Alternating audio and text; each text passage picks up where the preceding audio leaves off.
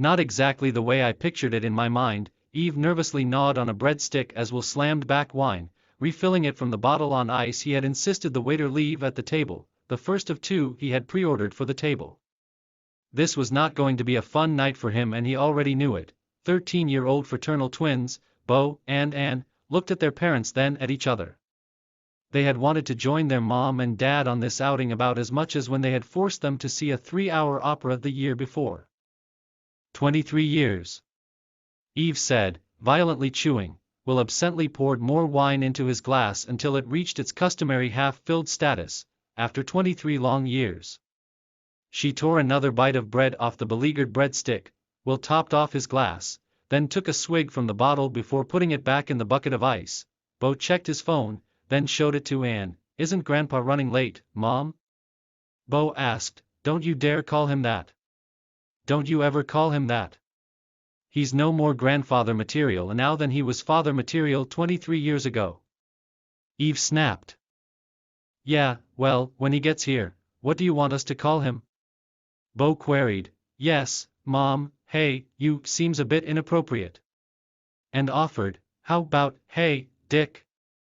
Eve bellowed, Bo, and exchanged a look, only if his name is Richard. Bo said, trying to lighten the mood, Bo. I will slap you in public, because unlike my father I actually care about what kind of human being you become, and what kind would that be, Mom? And asked in a challenging tone, evidently a bruised one. Bo said to Ann under his breath, you two will not disrespect me at this table. You will not disrespect me at this table, Mom. We don't mean to be disrespectful, but why did you even agree to meet with him? And began, yeah, especially if you were going to have a meltdown before the appetizer platter. Bo finished, I am not having a meltdown. Will, say something, can we get some more wine over here? Will said, calling after a waiter he knew wasn't his, but he didn't care. Will, your children are being quite flippant. Why are they always mine when you're ticked off, and yours when they win an award or something? Never mind that now. Tell them something about their flippant behavior, you kids. Like my dad always said, if you want to be flip, get out a coin. Wouldn't that be flipped? Bo said, as Ann snickered. See? See what you've raised? Well, I didn't raise them alone, honey, no. My mother had to raise me alone, 'cause the asshole that we're all waiting for took off when I was younger than these two. And where the hell are the appetizers? Will poured the last trickle of wine from the bottle, barely getting his glass to quarter filled. Where the hell's my second bottle? I pre-ordered it. Is that all you can do? Get drunk? Well, with you agreeing to see your father for the first time in, say it with me kids, the trio broke out into a loud, unison chorus of, 23 years, and you insisted on dragging us along. I sure as hell didn't want to see whatever's gonna happen here tonight stone, cold sober. Yeah, we'd be joining him, if we were older. Bo said, or this was Europe. And added, my God, Will, listen to them. When did they get those mouths on them? Well, I warned you when they became teenagers last year, you're gonna have to start fielding some teenage attitude. Remember how they acted at the opera last season? Both Bo and let out an audible groan at the mention of the opera. Don't mention the opera to us. And snarked, yeah, 3 hours of that crap. Madam Butterfly. My ass. Bo started, more like Chinese music torture. And finished, well, excuse your father and I for trying to bring a bit of culture into your lives. Eve said with a menacing glare, point of order. Their father was not exactly enthralled with being there either. He wanted to go to the Marlins game. Oh, Will, you and your football. The kids and Will all looked at each other incredulously, as by a happy stroke of good fortune the waiter chose that moment to plop down a sampler tray at their table. Sorry for the delay, said the waiter, cheerily. We were all out of mozzarella sticks, so I gave you extra fried mushrooms and chicken tenders. Thank God, this awkward conversation is saved by potato skins. Bo interjected, as the waiter tried to get away. Will grabbed his forearm, as he inverted the empty wine bottle. Are you out of wine too? The waiter did a quick scan of the somber, angry mood of the table. Right away, sir, he said as he pulled away from Will and galloped off. Eve turned away. She tried to hide a single tear that flowed from one eye. Do you want to just leave? He's never going to show up. Eve said to Will, leave? We just got food. Bo spurted out, along with bits of the potato. Không chính xác như cách tôi đã hình dung nó trong tâm trí của mình. Eve lo lắng gặm một miếng bánh mì trong khi Will đập lại rượu, đổ đầy rượu từ chai vào đá mà anh đã yêu cầu người phục vụ để lại bàn. Cốc đầu tiên anh đã đặt trước cho bàn. Đây sẽ không phải là một đêm vui vẻ đối với anh ấy và anh ấy đã biết điều đó. Anh em sinh đôi 13 tuổi, Bo và En, sau đó nhìn cha mẹ của họ rồi nhìn nhau.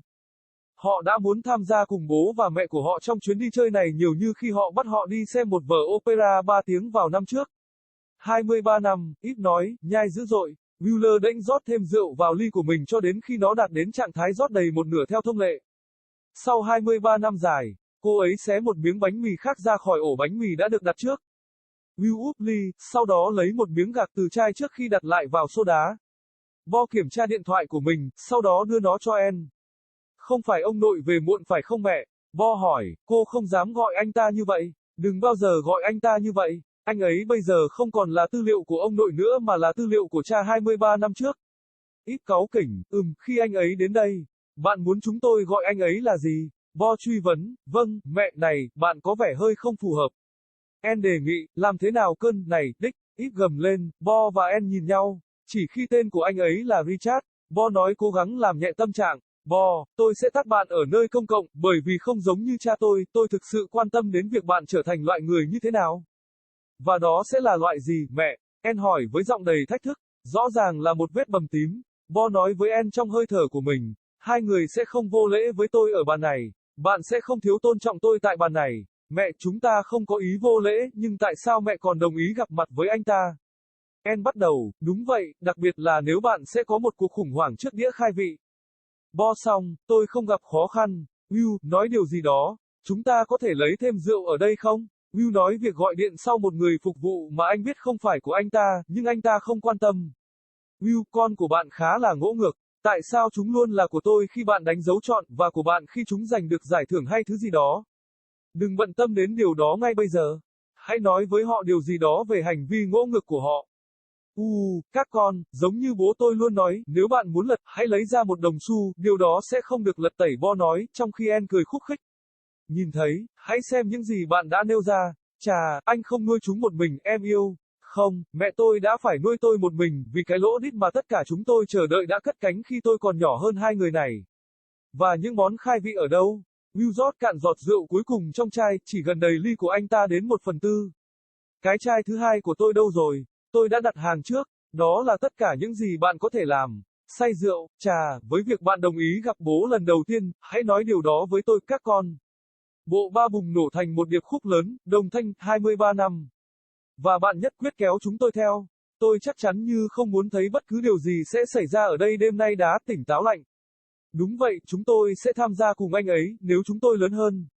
Bo nói, hoặc đây là châu Âu. En nói thêm, Chúa ơi, Will, hãy nghe họ. Khi nào họ có được những cái miệng đó trên họ. Chà, tôi đã cảnh báo bạn khi họ trở thành thanh thiếu niên vào năm ngoái, bạn sẽ phải bắt đầu rèn luyện một số thái độ tuổi tin. Hãy nhớ cách họ đã hành động ở vở opera mùa trước chứ. Cả Bo và En đều rên lên khi nhắc đến vở opera.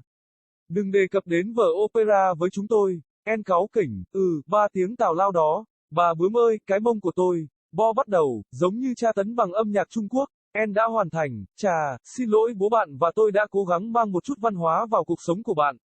Eve nói với ánh mắt đầy đe dọa. Điểm đặt hàng, cha của họ cũng không thực sự say mê với việc ở đó.